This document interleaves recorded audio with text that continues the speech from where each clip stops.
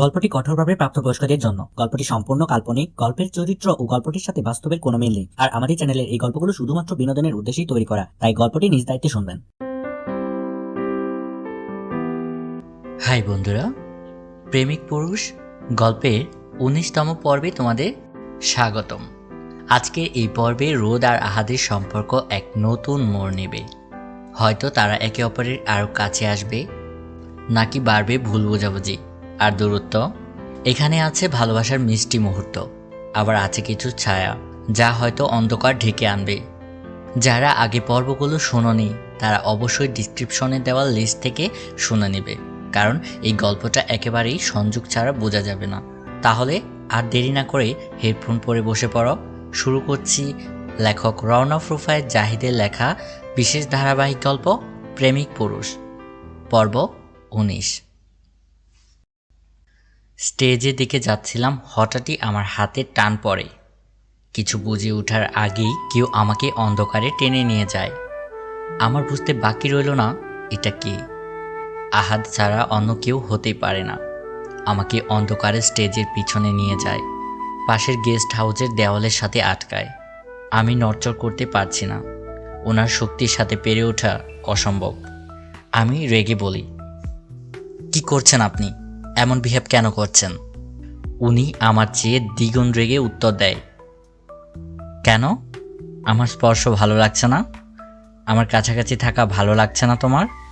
কি যাতা বলছেন, ছাড়ুন আমাকে। ও, আমার স্পর্শ, আমার কাছে থাকা এসব ভালো লাগছে না।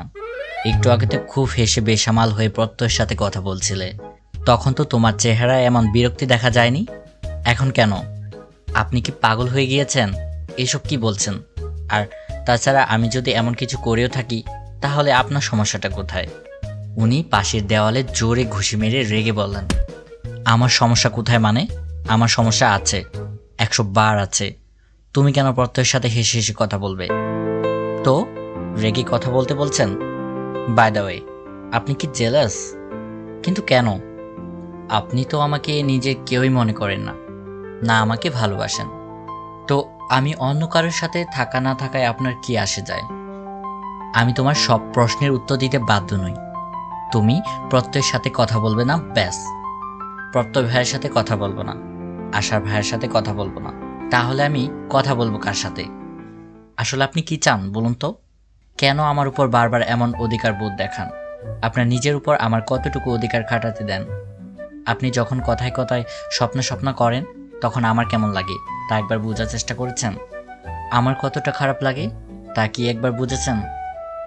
যদি নিজের উপর আমার অধিকার দিতে না পারেন তাহলে আমার উপরও অধিকার খাটানোর কোনো অধিকার নেই আপনার। আমি নিজের কথা শেষ করে অন্যদিকে মুখ করে বড় বড় শ্বাস নিই। চোখে অশ্রুকণার ভিড় জমেছে। রাগ, দুঃখ, কষ্ট সব একত্রে মিশ্রিত হয়ে কান্না আসছে। উনি আমার কাছে আসে শুধু আমাকে কষ্ট দিতে। ওনার সাথে আমার হৃদয়ের থেকেও বেশি কষ্টের সম্পর্ক গড়ে উঠেছে। আমি যতবার ওনার দিকে ভালোবাসার আশায় পা বাড়াই, উনি ফলস্বরূপ আমাকে আঘাত আর কষ্ট দেয়। উনি অনেক আগেই হাতের বাঁধন হালকা করে দিয়েছে। আমি ওনার বুকে হাত দিয়ে ধাক্কা দিয়ে ওনাকে সামনে থেকে সরিয়ে দিই। সেখান থেকে বড় বড় পা ফেলে বেরিয়ে আসি। ওনার সাথে থাকলে আমি এই মুহূর্তে দম বন্ধ হয়ে মারা যাব।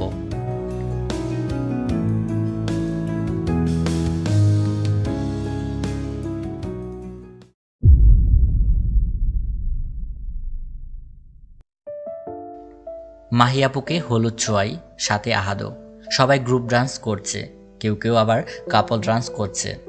রিদম এসেছিল, কিন্তু সবার তেমন একটা পাত্তা না পেয়ে চলে যায়। রিদমের উপর এখনো সবাই রেগে আছে।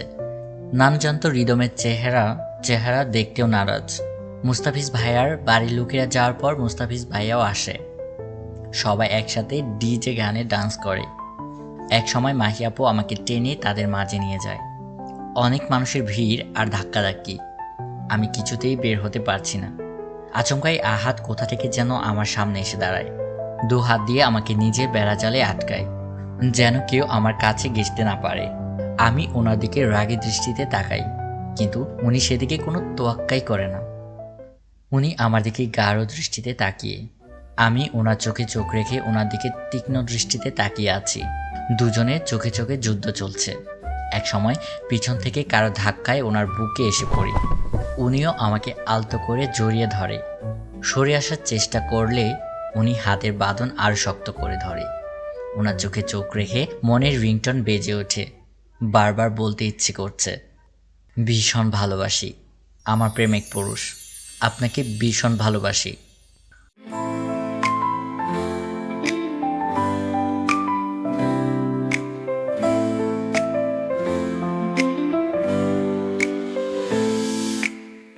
ভালোবাসার মানুষ তুমি, এমনই একজন মিশে গেছে যারই সাথে আমার হৃদয়ে মন। ভালোবাসার মানুষ তুমি, এমনই একজন মিশে গেছে যারই সাথে আমার হৃদয়ে মন। অন্তর আমার তাই বারে বার বলছে সারাক্ষণ, তুমি আমার জীবন, আমি তোমার জীবন।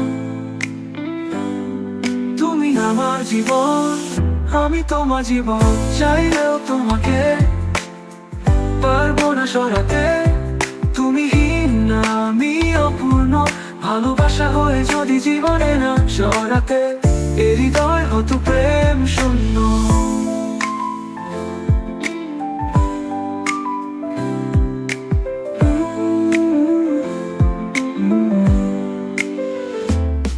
চাইলেও তোমাকে পারবো না সরাতে, তুমি হীন না আমি অপূর্ণ। ভালোবাসা হয়ে যদি জীবনে না সরাতে, এ হৃদয় হতো প্রেম শূন্য। অন্তর আমার তাই বারে বার বলছে সারাক্ষণ, তুমি আমার জীবন, আমি তোমার জীবন। তুমি আমার জীবন। কিছুক্ষণ পূর্বেই ফাংশন শেষ হয়েছে। আহাদের সব ছেলে মেয়ে কাজিনগুলো কি যেন ফিসফিস করছে। ওনাদের নাকি আলাদা পার্টি আছে। নিশান, অর্ক, নয়ন, মুস্তাকিম, আনাস, আতিফা, আনায়া, আদিবা, এমনকি মাহিয়া আপু আছে তাদের দলে। মায়া আপু অনেক আগেই নিজের রুমে চলে গেছে। আমি যেতে চাইলেই যেতে দেয় না। মাহিয়া আপুর নির্দেশ, যাওয়া যাবে না। ছাদের কাছের রুমে সবাই গোল করে বসে, মাঝে 2টা জুসের বোতলের মতো কিছু রাখা আর কয়েকটা গ্লাস। এক এক করে সবাই গ্লাসে জুস নেয়। মাহিয়া আপু আমার হাতেও ধরিয়ে দেয় 1 গ্লাস। আমি ছোট ছোট করে সবার দিকে তাকিয়ে প্রশ্ন করি, আপু এগুলো কি? মুস্তাকিম দাঁত বের করে হেসে বলে, বিদেশি অরেঞ্জ জুস। তোমরা পেলে কি করে? নিশিত বলল, ভাইয়ারা এনেছে, তাদের থেকে চুরি করেছি। ও মাই গড, চুরি করেছ? যদি জানতে পারে বহুত রেগে যাবে। মাহিয়া আপু আমার পিঠে চাপড় মেরে বললেন, আরে বেটা চিল মারো, কিছু টের পাবে না। সবাই গ্লাসে নিয়ে গিলে ফেলে। আমিও ভয়ে ভয়ে গ্লাসটা হাতে নিয়ে জুসটা মুখে দেই। মুখে ছোঁয়াতেই কেমন যেন অরেঞ্জ ফ্লেভার মিষ্টি তিক্ত স্বাদ পাই। শরীর কেমন যেন গরম ভাব, গলা দিয়ে নামার সময় জ্বলে পুড়ে যাচ্ছিল। কিছুক্ষণের মাঝেই শরীর কেমন যেন হালকা হালকা লাগছিল। সব কিছু ডাবল দেখছিলাম। টেস্ট যেমনই হোক না কেন ভালো লাগছিল। নিজেকে কেমন যেন মুক্ত স্বাধীন লাগছিল। আবার আরেক গ্লাস জুস নিয়ে গিলে ফেলি। কিছুক্ষণের মাঝেই নেশা হয়ে যায়। আশেপাশে তাকিয়ে দেখি সবাই কেমন যেন পাগলামো করছে। আমার কেন যেন শুধু হাসি আসছে। মনে হচ্ছে মনের সব ফিলিংস যেন উপরে বের হয়ে আসছে। আমি 2 হাত মেলে ঘুরতে লাগি। হঠাৎই বড় এক খাম্বার সাথে আটকিয়ে যাই। মাথা তুলে তাকিয়ে দেখি সামনে 2টা আহাত দাঁড়িয়ে। পাশেই মুস্তাকিম ভাইয়াকেও দুটো করে দেখাচ্ছে। আমি ফিক করে হেসে দেই। গার বাঁকিয়ে হাত দিয়ে ইশারা করে দুলতে দুলতে প্রশ্ন করি, আপনারা সবাই কি টুইন? এই যে এখানে একজন, ওইখানে একজন। ওয়াও! আমার কথায় ফিক করে মুস্তাকিম ভাইয়া হেসে দেয়। আমি সেদিকে কোনো গুরুত্ব না দিয়ে আহাদের কাছে চলে যাই।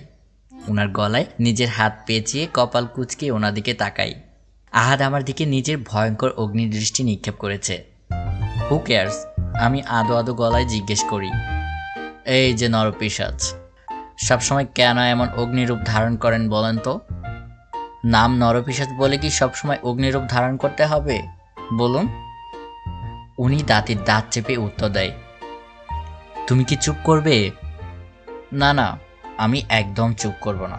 আমি তো এখন গান গাইব, আপনি শুনবেন? পিছন থেকে নিশাত, আতিফা, আদিবা এসে একত্রে সুর তুলে বললেন, বলো বলো, আমরা শুনবো।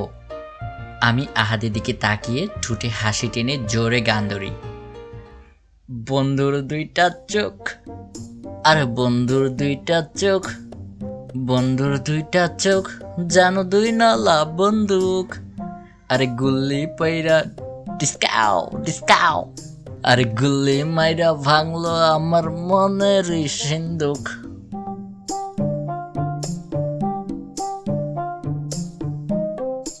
আমি এইটুকু গাইতেই দেখি মাহিয়াপু আর ওরা সবাই নাচতে শুরু করেছে। আহাত রেগে আমার হাত টেনে নিজের সামনে দাঁড় করায়। ভাইয়ারা হাসতে হাসতে পড়ে যাচ্ছে। আমি পিট পিট চোখে আহাদের দিকে তাকিয়ে আছি, আমার মুখে শয়তানি হাসি।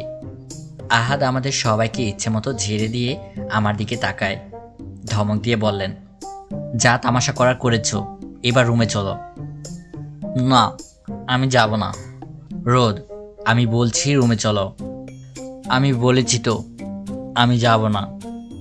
উনি রেগে গর্জন করে বললেন, রোদ, আচ্ছা আমি যাব, কিন্তু আমার একটা শর্ত আছে। উনি ভ্রু কুঁচকিয়ে বললেন, কি? আমাকে কোলে করে নিয়ে যেতে হবে। উনি রেগে ছোট্ট একটা শ্বাস ছাড়ে, আমাকে কোলে তুলে নেয়। আমি ওনার বুকে মাথা রেখে আদো আদো চোখে ওনার দিকে তাকাই। উনি আমাকে কোলে করে সামনের দিকে হেঁটে যাচ্ছে। হঠাৎ করেই আহাদ আমাকে